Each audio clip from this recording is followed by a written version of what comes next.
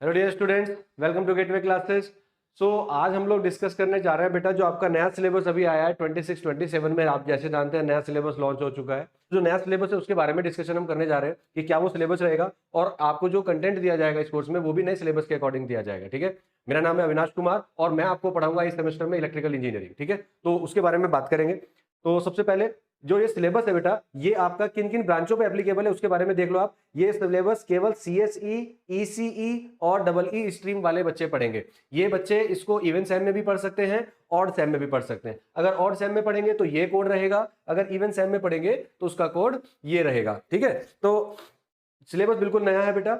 और इसमें जो आपको, अगर जो बच्चे कोर्स में एनरोल कर रहे हैं, जो बच्चे आपके इसको सैम 1 और सैम 2 के लिए लेने जा रहे हैं, उनको कुछ इस तरह का बैनर देखने को मिलेगा। जो सीएससी ब्रांच वाले हैं उनको इस तरह का बैनर देखने को मिलेगा। ठीक है, और जो बच्चे डबल ई स्ट्रीम के उनको बैनर कुछ इस तरह का देखने को मिलेगा, और जो बच्चे हमारे ईसी स्ट्रीम के हैं उनको ये बैनर देखने को मिलेगा। ठीक है, तो जब आप एप्लीकेशन में जाएंगे, कोर्स में एनरोल कराना होगा, तो वहां पे आप आइडेंटिफाई कर सकते हैं कौन सा कोर्स आपको लेना है। ठीक है, बात करें कोर्स की फीचर की, तो सारे सब्जेक्ट बहुत अच्छे से हम लोग कवर करेंगे, सारी चीजें कवर करेंगे। क्या क्या मिलेगा आपको इसमें? आपको पूरे वीडियो लेक्चर्स मिलेंगे डिटेल में, सारे हमारे वन शॉट आपको रिवीजन में मिलेंगे। ठीक है, एक साथ हमारा जो लेक्चर्स है, हाई क्वालिटी आपके प्रिंटेबल नोट्स मिलेंगे। ठीक है, क्वेश्चन बैंक आपको दिया जाएगा, exam oriented important question sheets आपको दी जाएंगी, और बाकी जो भी फैसिलिटी है, गाइडेंस है, काउंसलिंग है, वो भी आपको टाइम टू टाइम मिलती रहेगी। ठीक है, एप्लीकेशन डेटा हमारी अवेलेबल है, गूगल प्ले स्टोर पे भी है, आईओएस पे भी है, विंडोज पे भी आप इसको एक्सेस कर सकते हैं। अगर हम बात करें सीएससी ब्रांच की, तो सीएस में ये जितनी भी ब्रांचेज है, आपको 17 ब्रांच दिखाई दे रही हैं, इन सभी ब्रांच के लिए बेटा यही सिलेबस एप्लीकेबल रहने वाला है। इन सभी ब्रांच के लिए जो मैं सिलेबस आज डिस्कस करूंगा, वही सिलेबस इन सीएस की सारी ब्रांचेस पे एप्लीकेबल होगा। ठीक है, सेकंड चीज, जो बच्चे ईसी के हैं, तो ईसी के ये सारी ब्रांचेस हैं, इन्हीं सारी ब्रांचों के लिए ये हमारा जो सिलेबस है वो एप्लीकेबल रहेगा। तो सीएस की 17 ब्रांच, वो ईसी की आपकी 6 ब्रांचेस हैं जिनके लिए सिलेबस एप्लीकेबल रहेगा, और इलेक्ट्रिकल की इन तीनों ब्रांच के लिए ये सिलेबस एप्लीकेबल रहेगा। तो जो बच्चे इन ब्रांचेस से हैं उनको ये सिलेबस इस साल पढ़ना है। ठीक है, अब हम बात करेंगे सिलेबस की। तो बेटा जो सिलेबस है वो आपका 5 यूनिट में डिवाइडेड है, जैसे पहले होता था, बट इस बार थोड़े से चेंजेस उन्होंने सिलेबस में कर दिए हैं। फर्स्ट यूनिट जो हमारी रहने वाली है वो basic electrical quantities and DC circuits पे रहने वाली है। इस यूनिट्स में आप वही पढ़ते जो 12th में पढ़ के आए कि ईएमएफ क्या होता है, करंट क्या होता है, रेजिस्टेंस क्या है, ओम्स लॉ क्या है, किरचॉफ के लॉ क्या है। अपार्ट फ्रॉम दिस आप इसमें पढ़ेंगे थेवेनिन थ्योरम क्या है, concept of super mesh, super node क्या है, वो सारी चीजें आप इसमें हम कवर कर लेंगे। ठीक है, दूसरी यूनिट जो रहेगी बेटा वो एसी सर्किट्स पे रहेगी, कि एसी वोल्टेज वेवफॉर्म कैसी होती है, आरएमएस वैल्यू, पीक वैल्यूज वगैरह कैसे निकालते हैं। ठीक है, आरएलसी सर्किट में, आर सर्किट में, रजिस्टिव सर्किट में पावर कैसे कैलकुलेट करते हैं, आरएमएस वैल्यूज कैसे कैलकुलेट की जाती है, वो सारे हर तरह के सर्किट में पावर कैसे कैलकुलेट करना है वो आप पढ़ेंगे।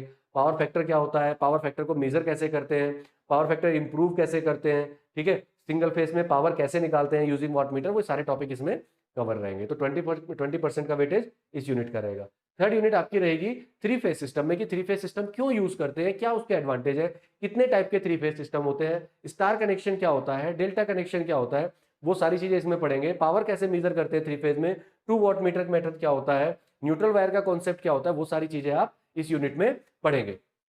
नेक्स्ट यूनिट रहने वाली है fourth unit, magnetic circuits and transformer. यहां पे आप पहले बेसिक्स ऑफ मैग्नेटिक सर्किट के बारे में पढ़ेंगे, ये आपने 12th में भी पढ़ा होगा थोड़ा सा इसका इंट्रोडक्शन। तो बेसिक्स ऑफ मैग्नेटिक सर्किट पढ़ेंगे कि मैग्नेटिक सर्किट क्या होता है, इंडक्शन क्या होता है, इलेक्ट्रोमैग्नेटिक इंडक्शन के क्या इफेक्ट्स होते हैं, फैराडे लॉ क्या होता है, वो सब पढ़ेंगे।